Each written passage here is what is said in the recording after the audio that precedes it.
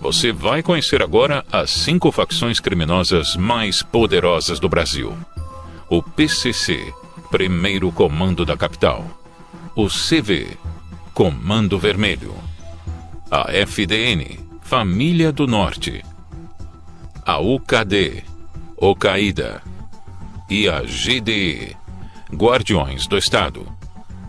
Fique conosco até o final do vídeo e entenda como surgiu cada uma delas e quais são os estados mais afetados pelo avanço do crime organizado.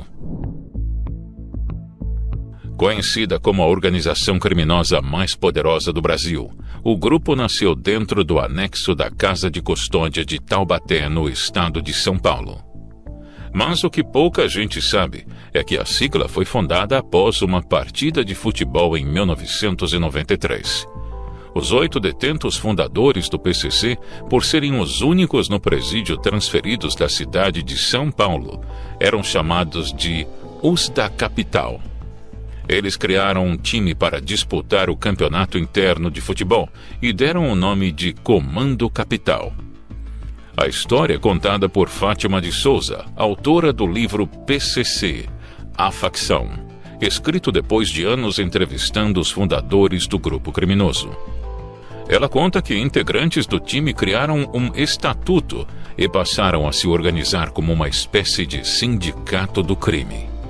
No início, as autoridades de segurança de São Paulo tratavam a facção como uma lenda urbana. A percepção mudou após o PCC organizar uma grande rebelião, que se espalhou por 29 presídios em 2001. Hoje, sua presença se estende por quase todos os estados brasileiros e alcança outros países como Paraguai e Bolívia. O PCC domina regiões estratégicas e usa portos brasileiros para exportar drogas, mantendo parcerias com a máfia italiana 'Ndrangheta. Autoridades estimam que o PCC movimentou ao menos $1 bilhão no ano passado, o equivalente a 6 bilhões de reais. O Ministério Público de São Paulo calcula que a organização pode ter cerca de 112 mil membros.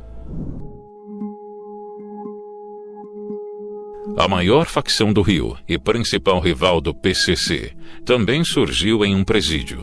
A origem do Comando Vermelho remonta ao fim da década de 70, quando presos políticos de esquerda foram colocados junto com bandidos comuns no presídio de Ilha Grande, no Rio de Janeiro. Técnicas de guerrilha e de organização mais sofisticadas surgiram a partir desta convivência. A primeira grande facção realmente surge no presídio da Ilha Grande, no governo militar. Infelizmente, teve alguma alma na década de 70, que resolveu misturar presos políticos com bandidos comuns, tá? Todos são convencionais, mas um era denominado como preso político. Eles tinham um viés de quê? Combater o governo. Hoje é sabido que alguns participavam desses treinamentos lá fora, seja em Cuba, seja onde foi. Táticas de guerrilha, desestruturação de governos, inteligência, contra-inteligência e tudo que a gente sabe que envolvia esses processos revolucionários da época. O que foi passado para essas facções na época? Quando eles se uniram dentro do Instituto Penal Cândido Mendes, na Ilha Grande. Todas essas técnicas oriundas desses treinamentos de guerrilha, feitos lá fora por esses pseudos revolucionários que combatiam o governo da época. Então ali foi a semente da primeira organização criminosa.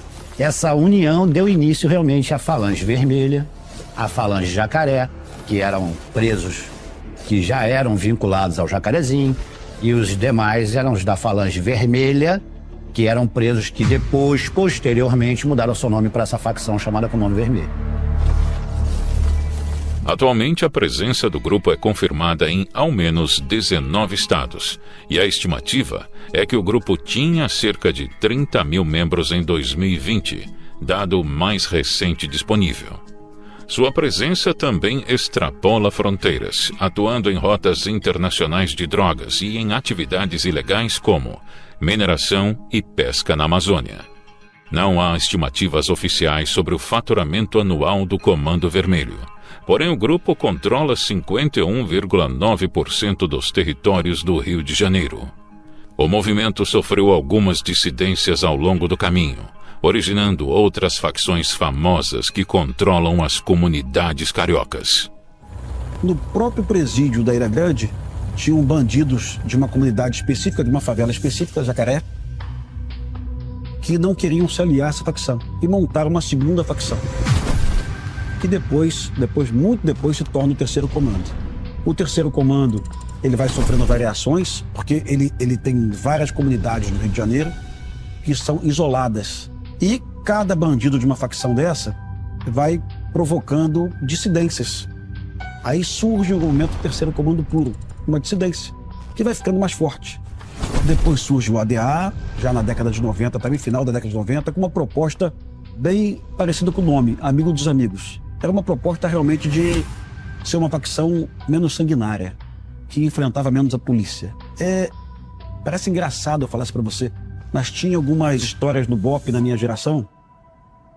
Pimentel, ADA não atira em polícia. Atiravam sim, se tivessem cercados pela polícia, tá? Terceiro comando não atira em polícia também. Só atiravam na polícia se estivessem cercados. Mas não tinham aquela disposição do Comando Vermelho de atacar a polícia. O Comando Vermelho, até hoje, ataca a policial.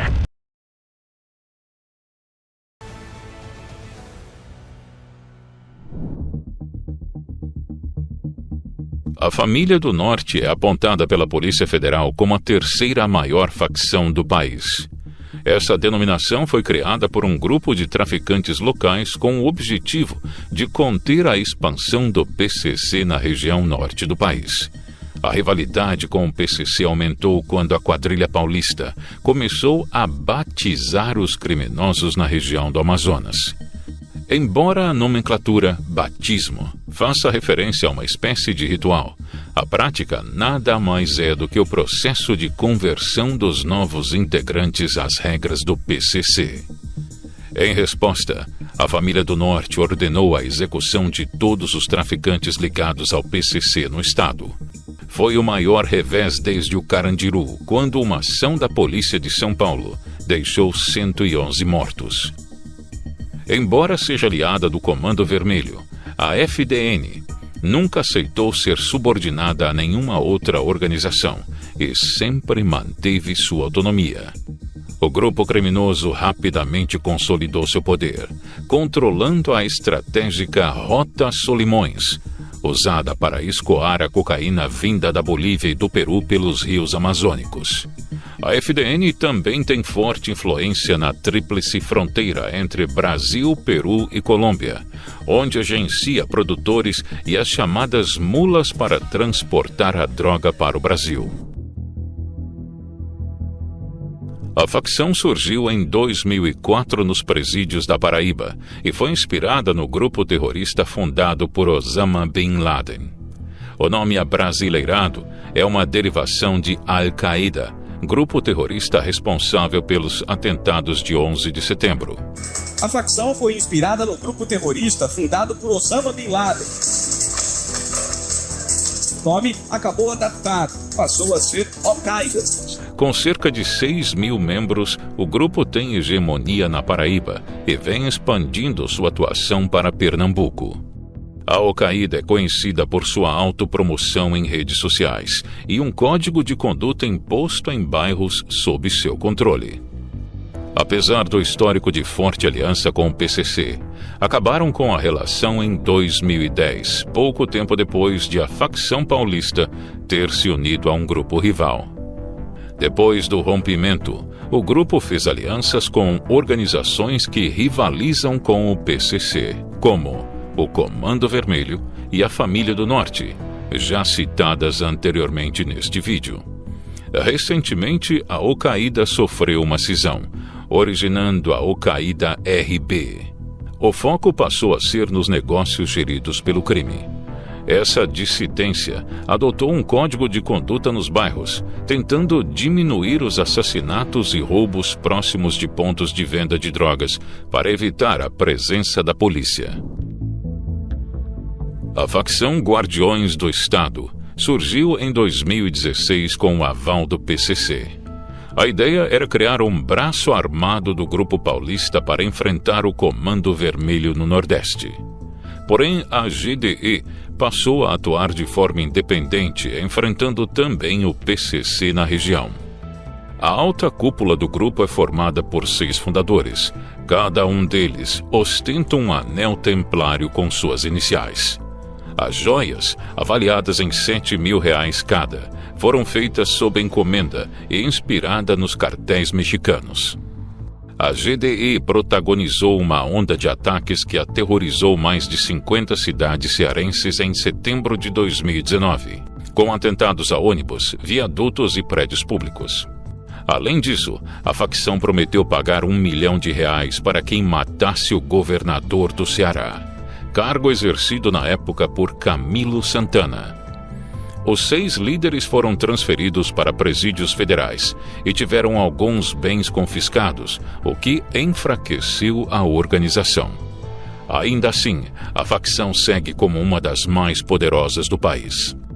Se estiver gostando do vídeo, deixe um like. Isso sinaliza para nós que você assistiu até aqui e que podemos seguir produzindo mais conteúdos neste formato.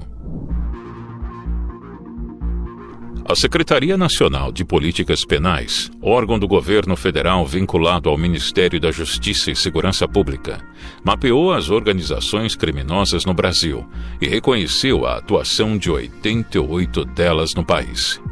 Dessas 88, 46 operam no Nordeste. A Bahia fica no topo da lista com 21 facções. Dados do Fórum Brasileiro de Segurança Pública apontam que a partir de 2022, a receita estimada anual do crime organizado nos mercados de combustíveis, bebidas, cigarros e ouro chegou a aproximadamente R$ 146,8 bilhões. Já os crimes virtuais e os furtos de celulares geraram uma receita ainda maior, de R$ 186 bilhões. Por fim, o estudo estima também a receita do crime organizado com o tráfico de cocaína, na casa dos R$ 15 bilhões. Ou seja, atualmente as organizações criminosas que operam em cidades ganham muito mais dinheiro com o domínio de territórios do que com a venda de drogas, que representa menos de 5% da receita quando se considera todas as atividades ilícitas. As pessoas ainda insistem em falar em guerra às drogas. Não existe guerra às drogas. Essa questão de guerra às drogas já acabou há muito tempo. Para a facção, o que importa é o território, o território e o território. Vender maconha e cocaína, besteira. É um custo muito alto. Era uma logística muito arriscada você trazer... Aqui no Rio de Janeiro ninguém produz droga. A droga geralmente vem o quê? A maconha do Paraguai, a cocaína vem Bolívia, Colômbia, agora por essa rota que vem pelo Amazonas, enfim, e acaba chegando aqui. Só que a droga não passou a valer mais muito a pena para o traficante. Ele não estava tendo muito lucro. Dentro do universo de pessoas que vocês conhecem, quantas usam drogas? Chegou um número? Agora, quantas usam internet, celular, transporte, água, luz, pão, construção civil? Hoje, tudo isso é receita explorada pelas organizações criminosas. Sem contar isso, que faz com que elas tenham uma receita maior, e essa receita é revertida exatamente em compra de armas, para que elas tenham capacidade de defender o território, mas também de expandir esse território. Não estamos mais falando de quadrilhas de ruas ou grupos que dominam presídios e comunidades, mas de organizações que disputam espaço com o próprio Estado e com empresas da economia formal. Estruturas complexas, com hierarquia, estatutos internos, financiamento robusto e presença no cenário internacional.